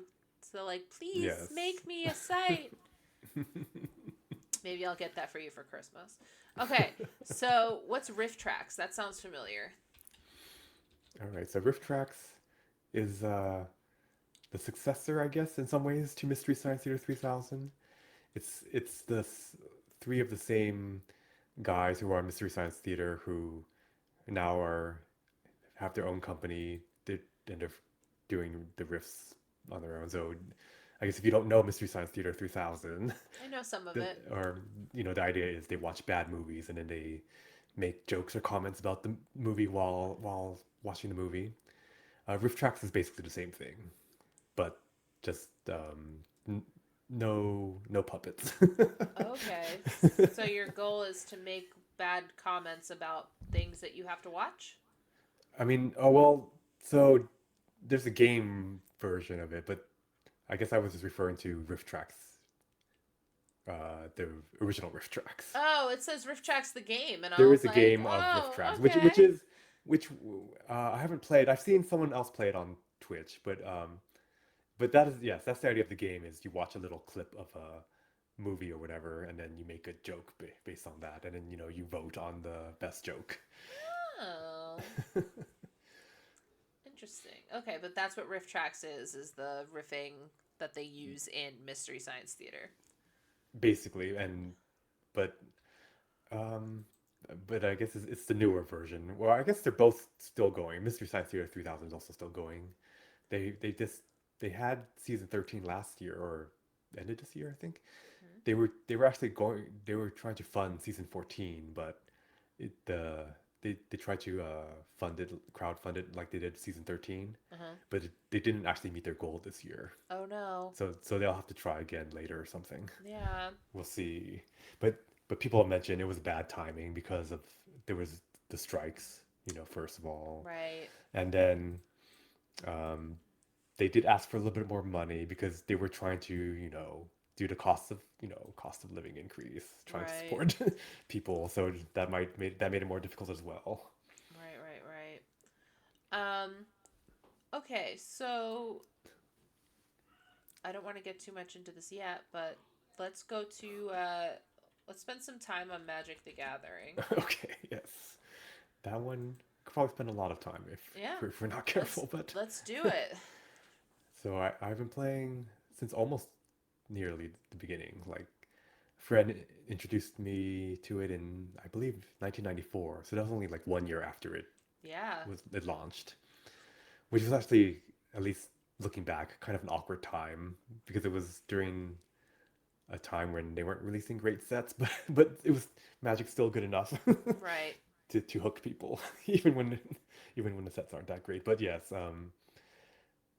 that was, yeah, the beginning of collectible card games, and um, pretty quickly hooked on Magic. A lot of the appeal also in the early days was just how to even play Magic because you just had a rule book and you had to read this very long or huge rule book and hope you understood every rule correctly, Right. which we did not get correct the first No, time. I'm sure it was difficult. Hey, Irum. Hey, Irum. Oh, Welcome, hello. Raiders. Welcome. Hello, everybody. Miss Jellybeans, welcome on in. Guys, this is GipsonLens. Hello. And hello, Irum Kim. I recognize that name. But yeah, so this is Wiki Wednesday, the show where we go ahead and talk to a streamer, talk about 15 things they like, 5 things they don't, go down the Hmm. Wikipedia rabbit hole, and right now we are on Magic the Gathering. And So, uh, I'm intrigued to hear how this story goes, and that's not sarcasm. I'm genuinely, I love people's first stories about how magic influenced them. so yeah, so that was in 1994 when yeah, first learned about it, and yeah, then played for several years with my friends, of course, and then I guess how it usually is with Magic, there tends to be periods where you have to take a little break, but you can't stay away for too long before Magic hooks you back in somehow.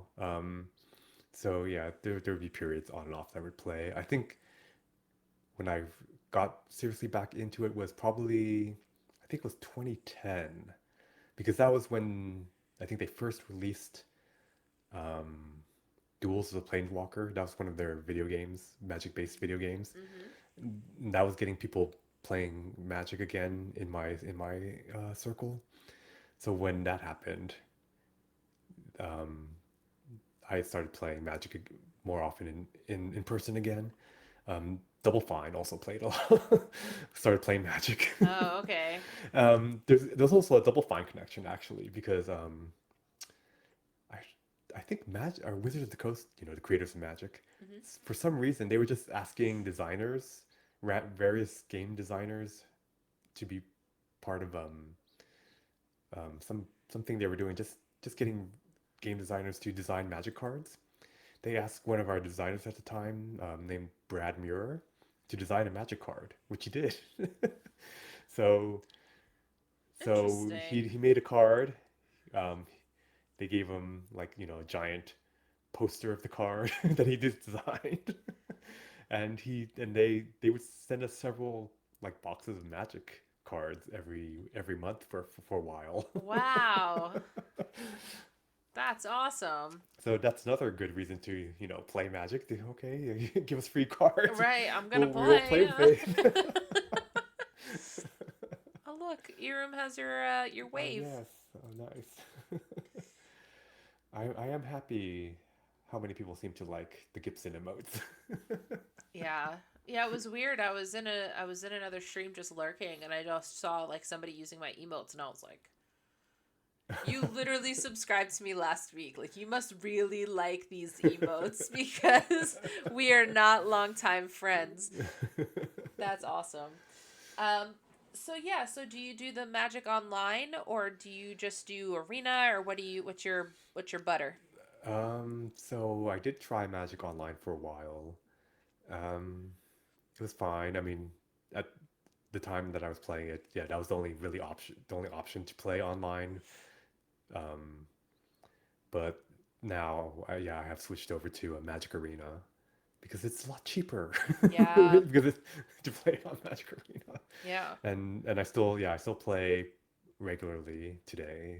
Like the most recent set was Lost Caverns of Ixalan.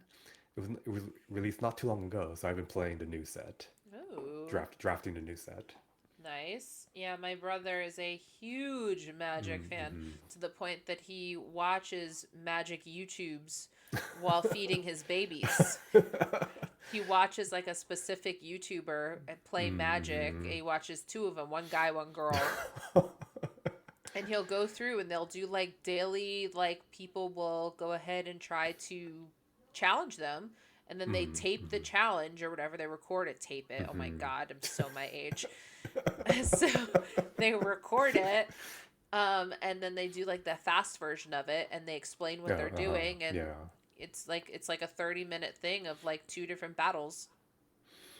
It's pretty cool, but not Yeah, I something I mean, would just watch on YouTube for. Then again, people watch people playing video games, so I guess it's whatever's I whatever's your mean, cup of I tea. was I was definitely in that phase too, watching a lot of Magic videos and keeping Hmm. up with Magic news. I'm not quite in. I guess I'm quite, yeah, past that phase a little bit. At least I don't watch as much Magic. I just kind of play it now. Yeah, I think it's because right now he doesn't have many people to play with, so Mm-hmm. he's probably feeding that desire by watching it. They do Um, have the Magic app. What am I trying to say? The game on the phone that's Magic. I think that's also Magic Arena. Is it Magic Arena? Okay, I didn't know what. Yes, Okay. the free to play version, which also has a mobile app. Right. Okay. The mobile app is what he and his wife play, and Okay. he's always like, "You should join." And I was like, "I barely know Magic. I just know it because everybody else knows it. Uh-huh. But like, I was never even good at Pokemon cards. I was like, I like this one. Its name's Pikachu. Like, I don't know what I'm doing or how to play. Like, I tried. I gave it a good old college try, but I'm just not. I'm not a Magic player, and that's okay. Everybody's got their thing. Mm-hmm, Magic mm-hmm. is just not mine. But I'm interested in it. I like watching other people play. Like if there's I was went to a party and there were a bunch of people playing Magic, and I was like immediately Mm-hmm. like zoom, like I wanted to know what was happening and what was going through their brains and why they were doing Mm-hmm. this. But at the same token, I'm like, I have no idea what you're doing or why. Like, okay, that's a tree. Okay, that's a okay, got it. Trees are very popular. Yeah, yeah. So when you started playing when it was like 1993, 1994, Yes. and it's kind of like, did you ever get into Dungeons and Dragons? I recall playing it maybe once, but never got into it. The only reason I ask you is because somebody had once said, especially the beginning of Magic, was that you didn't really know the rules when you started, right? And you Uh-huh. just kind of Uh-huh. like played. And Yeah. that's kind of like what it is with Dungeons and Dragons. Like you Uh-huh. usually with your group of friends don't know how to play, but like you know that you can play, so you do. Mm-hmm. And so that's why I asked you that question. How many Magic cards do you have? Do you think? It's a fun question. I still have a lot of them. I mean, I it's hard to count, Give me but like above 1,000, above 1,000, yes. above 5,000. I don't think so. Okay, so we're like right between 1 and 5. I think so, yes. Okay, all right, all right, all right. And then do you have any specific? I mean, are you mages and stuff? Right, they're different colors, or There are, yes. right. So what is your deck? What is your go to? I guess you like favorite colors, I guess you're asking. Yeah, yeah, Um, I know, I guess when I started out, it was more red and green. Maybe I still have a slight connection to those colors, but I guess after playing for so long, I learned to, appreciate the other yeah. colors as well. Especially in draft when you if you're playing draft correctly, you could end up in any color. So you have to be, free or, open to the idea of being in any color. Right. Uh, blue is blue the one that's trickery, basically that uses like basically gets your deck down to nothing, but they've basically done no damage, but they've caused you to expel your deck That is entirely. one way blue could win, yes. Yeah, that's apparently how my brother does it. Blue can be kind of hated by players. They're definitely the very, permissive controls style Yeah, of deck usually, yeah, because they are the ones that have the counter spells that can, counter any spell that you right. might be casting, so you can't have any fun. Makes sense. Okay, cool. So we've done Magic the Gathering. Mhm. Is there any other like card based or collector's items or anything along those lines that you have fallen into? Or even did when you were a little, Um, like little? Let me see. There's not too many other things that come to mind. I think I was at one point. I think I was collecting Garfield books. That's awesome. I think just because in school they would offer discounts on books. That's probably why I got. Right. And then it just became a Garfield book kind of day. Yeah, all right. Yes. So I remember that, but You ever play Pokemon or anything along those lines? I never got into Pokemon. Trying to see, is there anything else? It's mostly Magic. Mostly Magic, through and through. Let me see here. So, how's it different from being online versus in face to face? Um, it's pretty different because I would consider, yeah, face to face a pretty social experience. Mm-hmm. You're playing with friends, so I mean, depending on the environment, but usually if you're playing with friends, it's not that competitive, right? Mm-hmm. You're just playing and hanging out. Online, sometimes you don't even it doesn't even seem like you're playing against a person most of the time. It Right. could be it Could could be be a a bot, person, could be a maybe. bot. Yeah. And of course, since it's online and there's rewards for winning, people tend to be very competitive. They want to win. Yeah. Yeah. I I always have a hard time with competitive games because I'm like, you won. That's Mm-hmm. awesome. Good for you. Like, I'm so happy for you. And they're Mm-hmm. like, no, hate me. And I'm like, I don't understand why. Like, you won. That's Uh-huh. exciting. And they're like, why don't you hate me right now? And I'm like, were you having a good time while we were playing? Like, was this fun for you at all? Because I'm the type that'll like give clues and hints if people want them.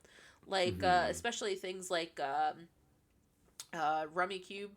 My husband plays because I ask him, not because he likes to. Oh, okay. And so I'll be like, it would be a pretty cool thing if you had a 6 that you could place in here, and then you could blah blah blah Mm-hmm. blah. That's how I play. Like, I don't. It's not fun if you're like beating somebody down because they're not good enough or whatever. I don't know. I don't get that competitive. But I guess Right, with right. being doing piano and doing concerts and stuff, do you have to be competitive? Are you a competitive person? Um, so as far as piano is concerned, Like, I I was guess I thinking wouldn't. about competing for first chair type of thing, like competitive in music. No, so like musically, I don't think I ever got to that level. Um, I do recall when I was still taking lessons, there was I don't know what they call it, but I guess they would have judges to grade your performance. Okay. So I did it a few times. That's like maybe the closest I got to um, like competitive music, but Right. I didn't really pursue that like aspect of music. Um, in as far as magic, I guess depending on the environment, but there's sometimes yeah, if it's a tournament, then I Oh, guess I'm gonna attorney be is attorney. I yeah, then I'm mean, gonna be competitive. yeah, attorney is Well, attorney. Absolutely. I just meant if you're playing a game with someone, like, you know what I'm saying? If you're I playing, mean, most uh, of the time, not going to be that competitive. Especially, yeah, like you said, if they're new players, not going to crush them right. just to crush them. Right, because then they don't want to play anymore, and then you've lost a playing partner. You gotta butter them up and make them feel Yes. comfortable, and then destroy. That's how that works. um, okay, so let's talk about Star Trek. Okay. Okay, since you made me. So I can't remember. My husband will obviously correct me because I'm naming. Hmm. I think his. Wait, hold on. I have to look at the other Star Treks, and I'll be able to determine Star Trek. I think his is Deep Space Nine as well because it has the So yeah. most fulfilled plot. Voyager. Well, do you know your Oh, Voyager. husband? I No. don't. Not when it comes to Star Trek. All Hello, right. Galvus. So go ahead and tell me about but Deep Space Nine. yeah, I did pick Deep Space Nine as my favorite Star Trek. So although I will say Next Generation is a very close second, but I just definitely appreciated what Deep Space Nine did to Star Trek, which some would say a darker version of Star Trek. Some Hmm. would say more realistic, maybe, because at the time, Next Generation, I guess they had the very utopian ideals, I guess, of what humanity was supposed to be like, and no fighting amongst humans and or even amongst the Starfleet crew or whatever. That was like a big thing for Star Trek Next Generation. So I guess when Deep Space Nine came around, and there was some conflict, that was like a big deal. Like, are they supposed to be doing this? Is that Star Trek? That was actually a legitimate question at the Right, time. right. But then how are you supposed to have drama, right? If you're not having conflict with some Exactly. some kind of conflict. But yeah, Deep Space Nine is definitely has a different feel compared to other Star Treks, which is probably why people either love it or hate it. Yeah. I know a lot of people would complain about Deep Space Nine because it's like they're not on a starship, they're not traveling, exploring the galaxy. Although they technically had a ship, but whatever.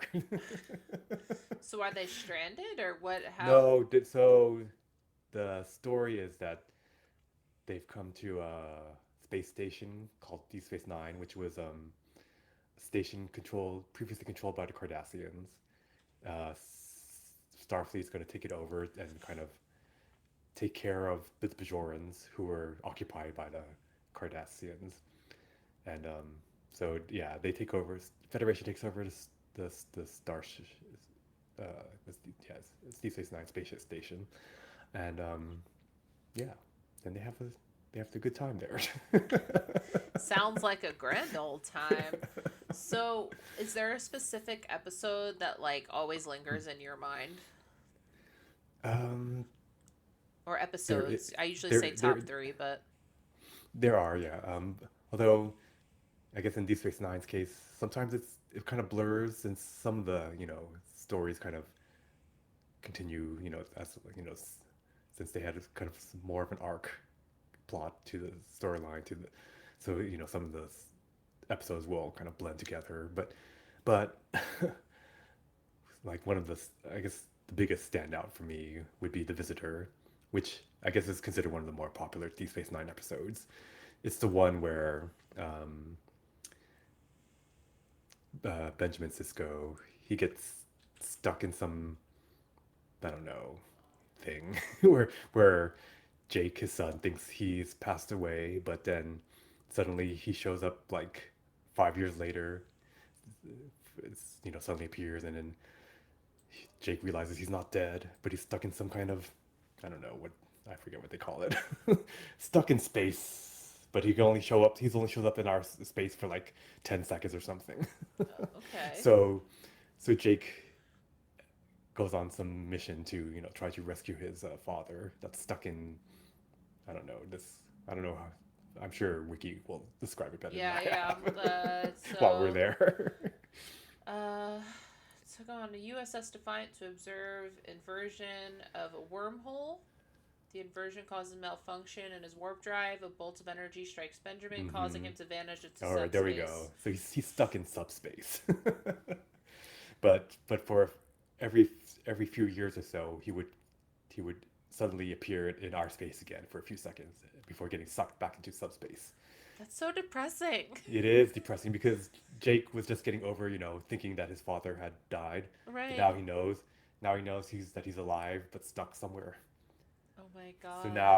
So now realizing that, he has to find a way to, rescue his father. Okay, decades later, the wormhole is to undergo another inversion, and Jake attempts to recreate the accident on the Defiant. The attempt briefly sends him into subspace with his father. During the visit, Benjamin is disappointed that Jake has abandoned his writing and marriage in order to save him, and begs him to return to his true passions and live out his life. Jake returns without his father and tries to determine what went wrong with the rescue attempt, but eventually he honors his father's request.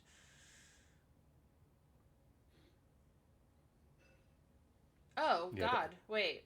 On the night of Melanie's visit, Jake knows his father will appear again. He has injected himself with a lethal hypostratos, believing that by dying when his father is present, Jake will allow him to return to the time before the warp core incident.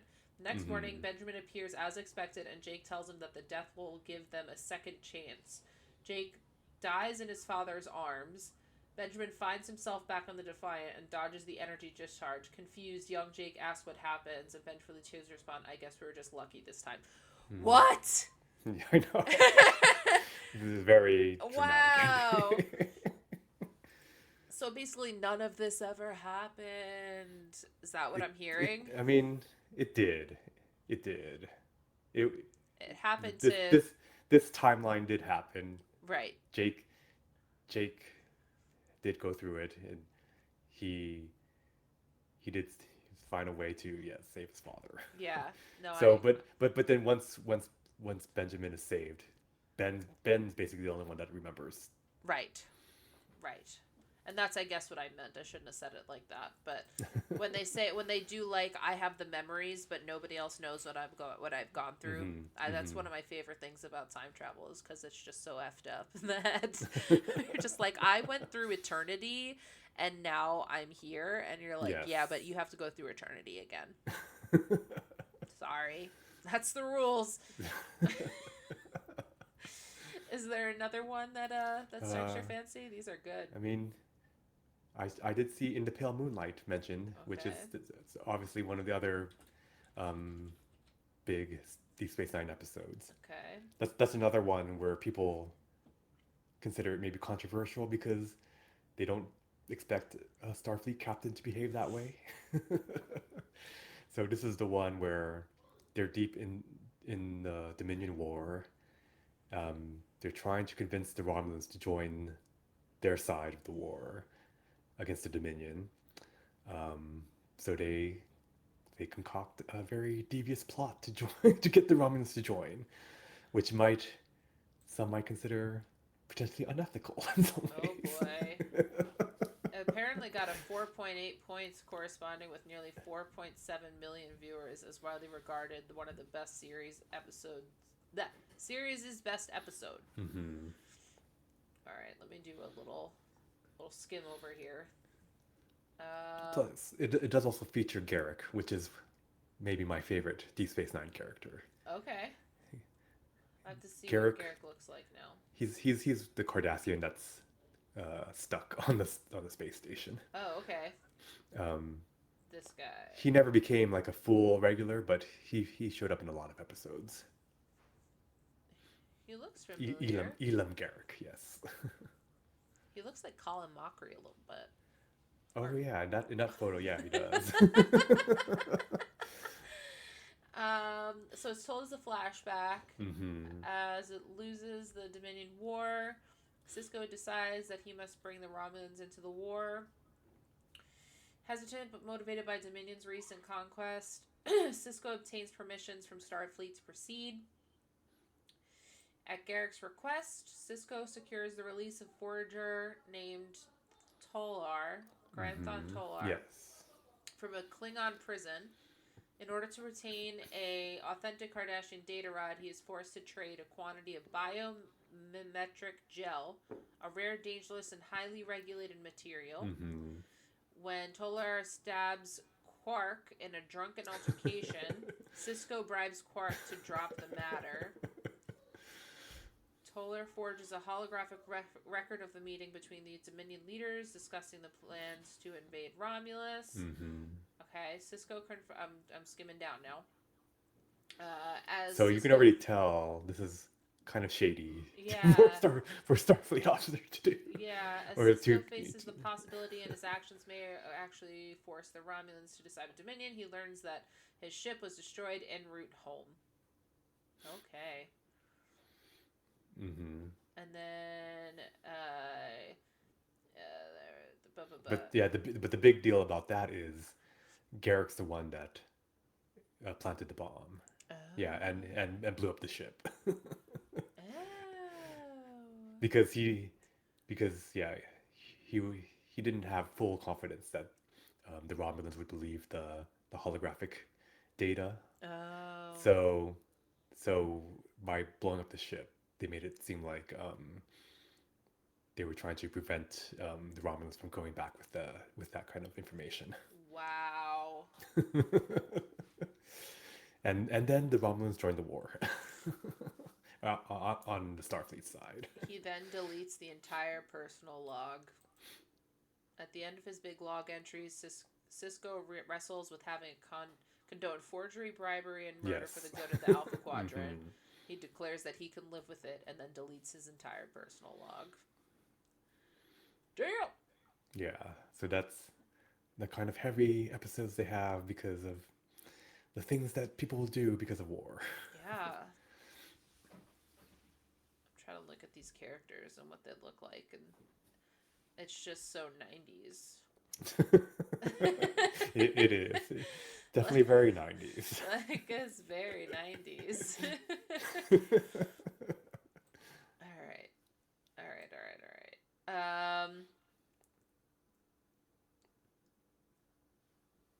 Okay, that's him. And then Worf. Okay. I recognize these characters. Yeah, I recognize some of these characters. So clearly they've been through my field of view Yes. in the 90s at some point. All right, so did we do plan Plan 9 from Outer Space? Not yet. Not yet? Okay. All right, let's talk about it. All right. So I would say Plan 9 from Outer Space is how I learned about, I guess you can call them, I don't know, B movies, bad movies. Got it. So bad they're good movies. Which I should have learned from Mystery Science Theater 3000, I guess. But yeah, that they exist. at the time I didn't fully get Mystery Science Theater 3000. But one night, I guess on some other channel, they were just showing Plan 9 from Outer Space, and they did introduce it as like a a movie that was like earned awards for being the worst movie Oh God. in ever or whatever. So that intrigued me. So that enough to watch the show, Yeah. the movie. So I did, and I don't know. I found it entertaining. So I don't know if it's that entertaining. I don't know if it can be the worst movie ever. Okay. I don't know. Maybe not entertaining in the way they wanted it to be entertaining, but still, um, I don't know. I feel like I can relate to this kind of movie more than the blockbuster Hollywood type of movies. So okay, tell me about it. Tell me about the movie. So it's some kind of mixture of science fiction and horror because it's the idea or the plot of the movie is that there are aliens that want to stop uh, Earth from blowing up the solar system. So their plan is to reanimate humans, dead humans, by like stealing corpses and reanimating them, and somehow that's going to stop them from blowing up the solar system. because we're very close to discovering something called solarmonite, which apparently is worse than like nuclear energy. Of course it whatever is. whatever solarmonite or whatever it's called. So they're trying to stop us from discovering that, or at least telling us about it, so that we don't blow ourselves up by robbing graves and reanimating the dead. That will save us. That will save us for sure. That is the plan 9. Wow. This film has been But considered the sequel to Bride of the Monster. Which is another film by Ed Wood, Mm-hmm. who's the director, producer, writer of all these films. Yeah, and then Night of the Ghouls, along with characters from Bride of the Monster. Yes. The three films can be thus characterized as inhabiting the same cinematic universe, and as a unit have been referred to as the Kelton trilogy. Because it features a cop named Kelton in all three, but it's very loose. I mean, I would say Bride of the Monster and Night of the Ghouls are more related to each other. They have some connection to each other, but Plan 9 is pretty separate from those two. Have you seen Bride of the Monster? I have seen Bride of the Monster. It is also a movie that they featured on Mystery Science Theater 3000. But I've also seen it unriffed.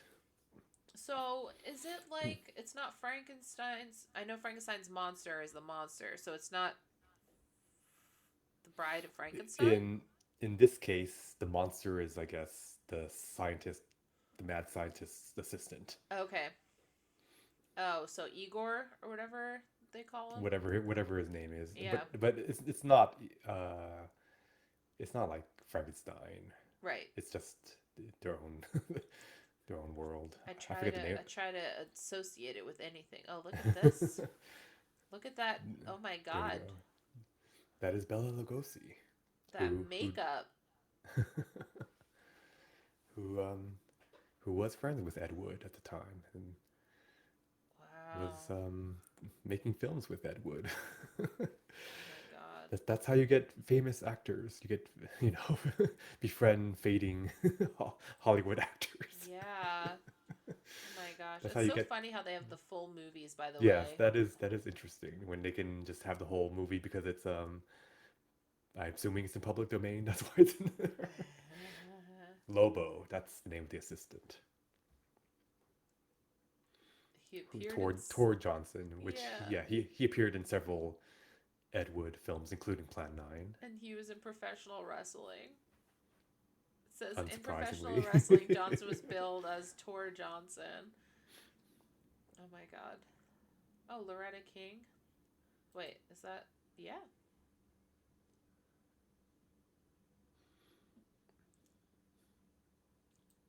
Interesting. You find the coolest stuff. Okay, Thank so you. we're gonna end on something like one or two things, and then I might bring it back around to one thing. But Okay. I'm curious because 'tis the season. Why? It's funny. Well, if you remember, I forget where was it. Davy's eating a sandwich mentioned Carol of the Bells recently, Mm-hmm. and not liking Carol of the Bells. Right. I was also thinking about this at the same time, but yes, I have to agree. Out of the the popular Christmas carols, Yeah. I would say Carol of the Bells is probably my least favorite. Okay, what's your number one favorite then? Mariah Carey. Uh, Mariah Carey. It's Mariah um, Carey. I think it's better. I think it's better than Carol of the Bells. I think that at Last Christmas are better than Carol of the Bells. Oh wow. Okay, that's saying something. So I think part of it is that I don't feel like it feels like a Christmas song to me, which I guess is true because it is originally a Ukrainian folk song. Ooh, what is it? That's so it's saying right here the Ukrainian music Oh. is in the public domain. Well, yeah, Ukrainian song Shedirik. So it's based off that song. Oh. So that might explain why it does sound different from other Christmas songs, which again, that's a reason why either people love or hate it, right? That Right. oh, it doesn't sound like a Christmas song, or no, it doesn't, or it does sound, that's why I don't know. Looks like it has the same motif. Yeah. Do. But yeah, that would be the other reason why I don't like it. I do not like the motif, and it is a very repetitious song. So if you don't like the motif Oh. and it's very yeah. repetitious, then yeah, it's gonna. So your least favorite song is Carol of the Bells, but your favorite song is Shredriek. But they're Well, the let's same see. thing, but arch enemies. Polar opposites. Twins, separated at birth. One evil, one to do good. Oh, it also reminds me that there was a comedian. I don't. Oh yeah, Greg Proops, I believe. Oh, I love Ray Proops. He made a joke about Carol of the Bells where he said something like that it sounds like music, like psycho shower scene music. Oh, yeah. that was so he's doing dun dun dun dun dun dun dun. Dun. That was so that's how I think of Carol of the Bells now. It's just I get it. alternate psycho shower scene music. Yeah. I don't know if I have a favorite. It's really funny. Going back to jazz. My favorite Christmas music is Christmas time instrumental jazz. If you are not the type of person that can stand a lot of Christmas music, like my husband, I will put this on and it will just be instrumental and jazzy, so it's not your typical, regular stuff, and nobody's Right. talking, nobody's yeah. singing, nobody's pitching. It's just instrumental The jazz. one from the Charlie Brown one, right? Or is it someone else? No, I mean this is a genre.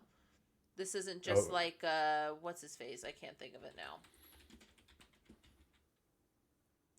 No. What are you doing? Charlie Brown, composer. Oh yeah, Vince Guaraldi. Yes. Yeah, he could be lumped into that. But if you were to look on Spotify and literally type in Christmas time instrumental jazz, you will get an entire genre subset. Oh. And it I is amazing. It is, if you want Christmas, but just a little cranberry in your cranberry sauce, not a whole bigger cranberry sauce, that's the way to do it. I think I can consider that's also probably one of my favorites. Yeah, specifically Vince Guaraldi. Yeah. The Charlie Brown Christmas. Since I guess that's something we're all familiar with. But yeah, that's Do you have that as redeem in your song? um, I have like I should open the Christmas or add back the Christmas songbook request. So, Yeah, but yeah, I can play from the songbook. that Christmas would be time is great. here, and skating. That's the other Mm-hmm. one, the other big one from that I like skating soundtrack. a lot. Hmm. I do. All right. Well, that is a sweet point to end on. Is there Okay. anything that you feel like we should have touched on that we didn't touch on? Anything like that? Um, I think we're good. Yeah, You know, we did you got to have a carol the good bell. time? See. Yeah, yeah. Yeah, it was fun. Thanks for having me on. Yeah, you're welcome. I had a good time. I learned a lot about you, and we had some good talks. And Hmm. man, I gotta look into Deep Space Nine if I need something edgy, man. Cause, It's woof. definitely the edgier, or the edgy Star Trek. Yes. And then I'll also have this available for you on YouTube probably by like Okay. tomorrow or the day after. All right. Sounds good. Yeah. So, all right, guys, we're gonna go on a raid probably to Davy. Yeah, Davey sounds good. Mm-hmm. So let me do this and then this and then this and then this. Crack out the bells, sweet silver bells. Now it's stuck in my head. I'm sorry. I didn't want to. It like vomits out of you once you hear it. You can't. It is relentless. Yes. Yeah. What's going on?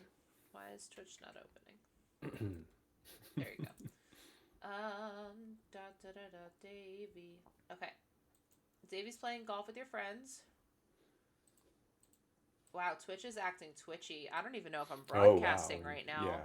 You No, see you this? are. You're still broadcasting. Yeah, fail to load mode. Lot module. Yeah, Twitch is. Okay. There we go. There we go. Okay, but yeah, I'm still getting to fail to load modules. All right. That's No, weird. Look, it keeps oh, going. wait, they're back. They're back. Weird. All right, well that's fine. I'm gonna raid over before it happens to me too. Okay. Guys, let's go see Davey. This is the raid call. Thanks everybody for coming around. Next week we will have C-Dub. C-Dub will Oh, nice. be on next week, I believe. All right, guys, have a good one. Thanks so much. All right. Bye, everyone.